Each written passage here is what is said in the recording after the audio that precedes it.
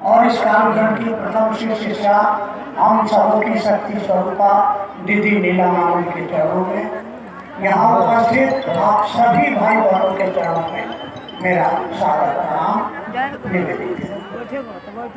बड़े भाग्यशाली हैं आप, मैं भी, कि इस शिवान विवाह के इस पावन धरती पर, जहाँ इस कालखंड के प्रथम शिष्य से हमारे वरण्य गुरु भ्राता साहब श्री हरिंद्रानंद जी का इस लौकिक शरीर में अवतरण हुआ। अच्छा तो तू पहले गाड़ी लेके आ मुजफ्फरपुर से पैसा हम देबो। बड़े कमाल की बात है, मैं जब पैदा हुआ था तो गांव में आग लग गई थी, सब जल गया था, रोशनी वहां भी हुई थी। साहब पैदा हुए थे अमावस्या, आधी अंधार अंधेरी रात, लेकिन तिथि बदल गई और उस दिन पूरे विश्व में दिवाली मनाई गई थी।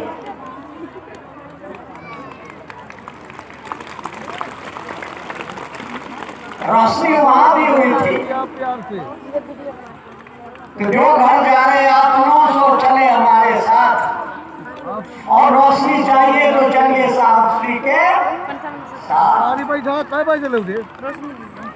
तो साहब के साथ जो उन्होंने दिया है उस पर बात होगी, लेकिन साहब के साथ हमारे आदरणीय अर्चितानंद जी ने मुझसे कहा कि आपने यहाँ साहब के साथ इस धरती पर कभी आने का सौभाग्य प्राप्त हुआ, क्या कुछ सीखा है आपने, क्या देखा है आपने, पर भी रोशनी।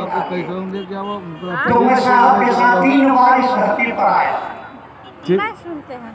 और इस जगह की धरती की जो अपना एक अलग मिजाज है, अंदाज एक अलग है। और वो अंदाज क्या है, जब 1967 में पहली बार एक विद्यार्थी के रूप में साहब श्री हरिनारायण जी और एक प्रोफेसर के रूप में मैंने जब उनसे पूछा आप कुछ साधना उधना करते हैं क्या, तो उन्होंने जिस अंदाज में जवाब दिया था, आपको इससे मतलब यानी सिवान का अंदाज मिलाने वाला कड़ा है। और एक बात जो साहब के संपर्क में रहते रहते उनको याद आ गया, सभी लोग जानते हैं इसको, लेकिन बड़ी कारगर चीज है। एक बार पूरे विश्व की भाषाओं का एक सम्मेलन हुआ कि अपनी बात को सबसे कम से कम शब्दों में कहने में किस भाषा में महारत है। अंग्रेजी में एक आदमी आया, बैठे हुए आपने कहा यस कमिंग। हिंदी वाले ने आके कहा कि श्रीमान मैं क्या अंदर आ सकता हूँ, उत्तर में आइए। वैसे ही अपनी अपनी भाषा में सब लोग बोले, तो हमारा भोजपुरी भैया जो है पहुंचा, अब बोला क्या बोला, भूखी। उत्तर मिला भूखा। वैसे ही वरण्य गुरु भ्राता ने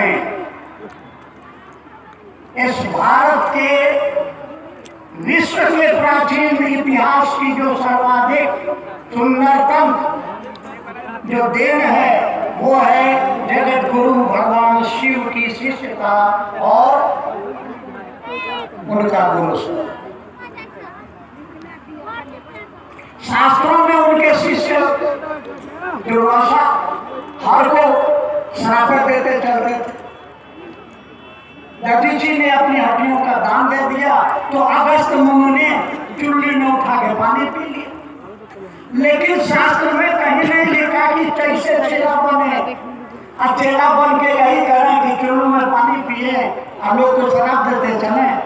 ये 5000 साल 10,000 साल पुरानी हमारी जो जगत गुरु भगवान शिव की शिष्यता की अवधारणा है, इसको सही रूप में प्रकट करने का श्रेय जाता है वरण्य गुरु भ्राता साहब श्री हरिनारायण जी को।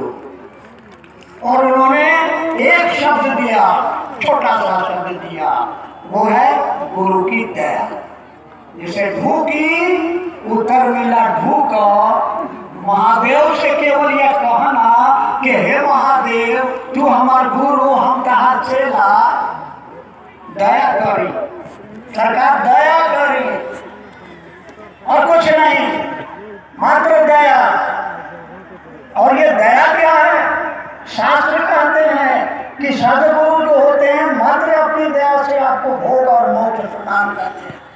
अभिन्न रूप से आपको भोग और मोक्ष, अभिन्न रूप से, अलग अलग नहीं।